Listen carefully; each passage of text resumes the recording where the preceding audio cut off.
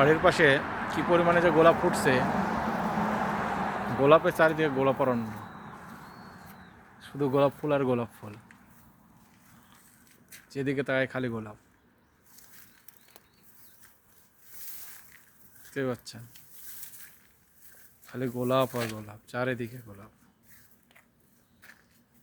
কি পরিমাণে গোলাপ।